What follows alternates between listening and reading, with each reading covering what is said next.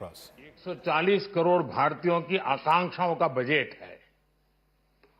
ये हर भारतीय के सपनों को पूरा करने वाला बजट है।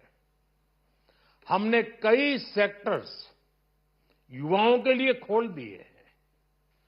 सामान्य नागरिक विकसित भारत के मिशन को ड्राइव करने वाला है। ये बजट एक फोर्स मल्टीप्लायर है।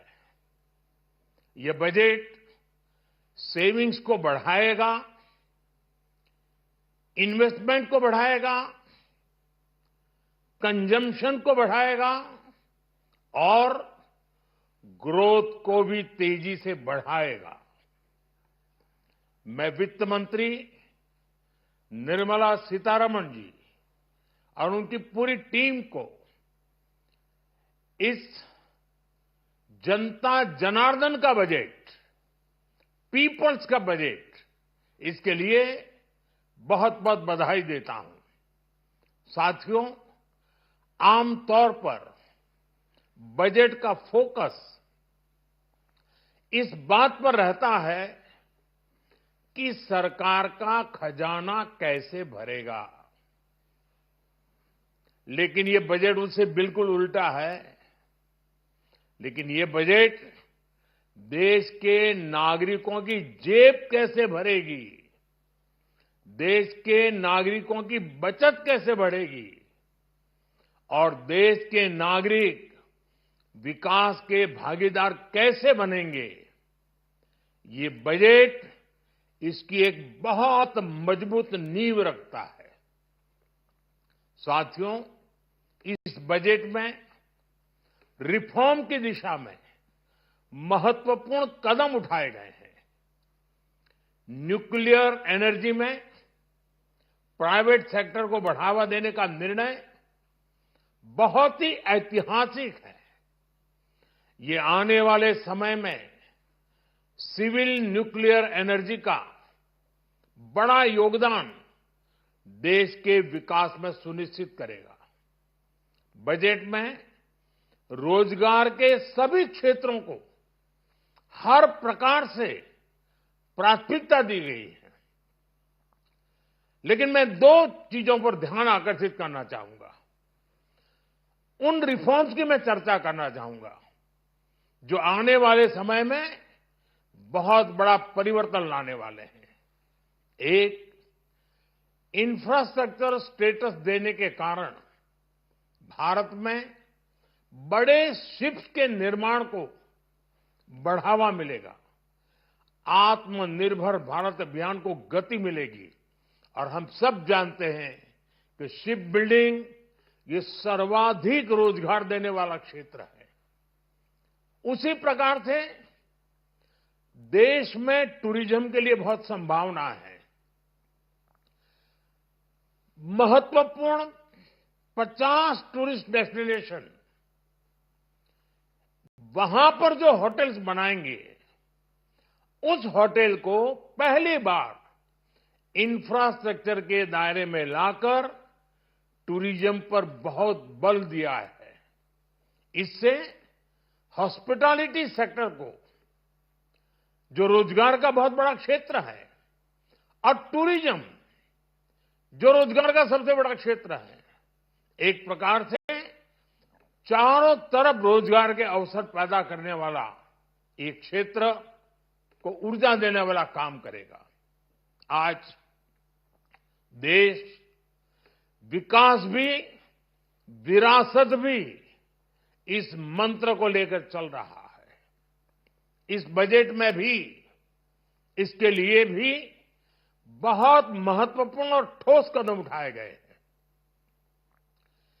1 करोड़ पांडुलिपियों के लिए, संरक्षण के लिए, मैन्युस्क्रिप्ट के लिए ज्ञान भारतम मिशन लॉन्च किया गया है। साथ ही भारतीय ज्ञान परंपरा से प्रेरित एक नेशनल डिजिटल रिपोजिटरी बनाई जाएगी। यानी टेक्नोलॉजी का भरपूर उपयोग किया जाएगा और हमारा जो परंपरागत ज्ञान है उसमें से अमृत निचोड़ने का भी काम होगा। साथियों, बजट में किसानों के लिए जो घोषणा हुई है वो कृषि क्षेत्र और समूची ग्रामीण अर्थव्यवस्था में नई क्रांति का आधार बनेगी। पीएम धन धान्य कृषि योजना के तहत 100 जिलों में सिंचाई और इंफ्रास्ट्रक्चर का डेवलपमेंट होगा। किसान क्रेडिट कार्ड की लिमिट 5 लाख तक होने से उन्हें ज्यादा मदद मिलेगी। साथियों, अब इस बजट में 12 लाख रुपए तक की आय को टैक्स से मुक्त कर दिया गया है। सभी आय के लोगों के लिए टैक्स में भी कमी की गई है। इसका बहुत बड़ा फायदा हमारे मिडिल क्लास को, नौकरी पेशे करने वाले जिनकी आय बंधी हुई है, ऐसे लोगों को, मिडिल क्लास को इससे बहुत बड़ा लाभ होने वाला है। उसी प्रकार से जो नए नए प्रोफेशन में आए हैं, जिनको नए नए जॉब मिले हैं, इनकम टैक्स की ये मुक्ति उनके लिए एक बहुत बड़ा अवसर बन जाएगी। साथियों, इस बजट में मैन्युफैक्चरिंग पर 360 डिग्री फोकस है ताकि एंटरप्रेन्योर्स को, एमएसएमईज को, छोटे उद्यमियों को मजबूती मिले और नई जॉब पैदा हो। नेशनल मैन्युफैक्चरिंग मिशन से लेकर clean tech, leather, footwear, toy industry जैसे अनेक सेक्टर्स को विशेष समर्थन दिया गया है। लक्ष्य साफ है कि भारतीय प्रोडक्ट्स ग्लोबल मार्केट में अपनी चमक बिखेर सके। साथियों, राज्यों में इन्वेस्टमेंट का एक वाइब्रेंट कॉम्पिटिटिव माहौल बने, इस पर बजट में विशेष जोर दिया गया है।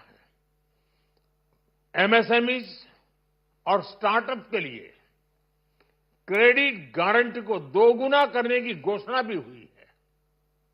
देश के एससी, एसटी और महिला जो नए उद्यमी बनना चाहते हैं, उनको 2 करोड़ रुपए तक के लोन की योजना भी लाई गई है, और वो भी बिना गारंटी। इस बजट में न्यू एज इकोनॉमी को ध्यान में रखते हुए गीग वर्कर्स के लिए बहुत बड़ी घोषणा की गई है।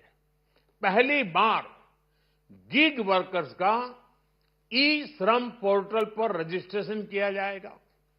इसके बाद इन साथियों को स्वास्थ्य सेवा और दूसरी सोशल सिक्योरिटी स्कीम्स का लाभ मिलेगा।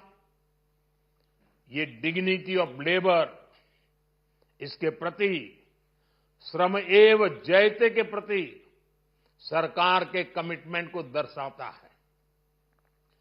रेगुलेटरी रिफॉर्म से लेकर फाइनेंशियल रिफॉर्म्स, जन विश्वास 2.0 जैसे कदमों से मिनिमम गवर्नमेंट और ट्रस्ट बेस्ड गवर्नेंस के हमारे कमिटमेंट को और बल मिलेगा।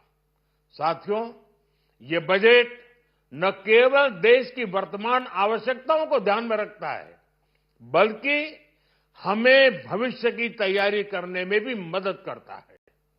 स्टार्टअप के लिए deep tech fund, geospatial mission और न्यूक्लियर एनर्जी मिशन ऐसे ही महत्वपूर्ण कदम है।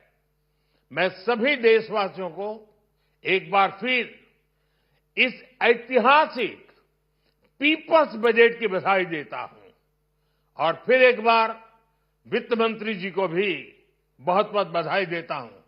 बहुत बहुत धन्यवाद।